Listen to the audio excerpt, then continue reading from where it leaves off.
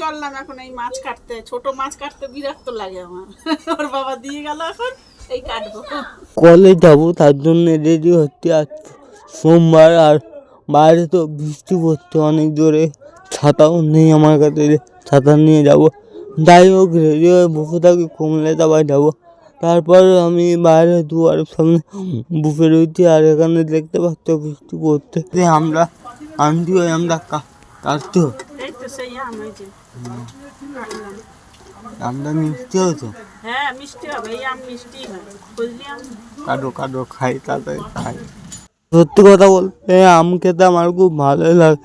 আম, কাঁঠাল, লিচু এগুলো খেতে আমার দারুণ লাগে। আর আমি কালকে ওই জন্য বাজারে এত বড় আম দেখে আমি আর নিজেকে ধরে রাখতে পারলাম না, আমটা আমি নিয়ে চলে আসলাম।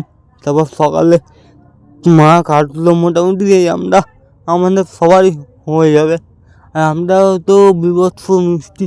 আমি তো আবার রুটি দিয়ে আমরা খাচ্ছিলাম আর সত্যি খুব ভালো লাগছিলো।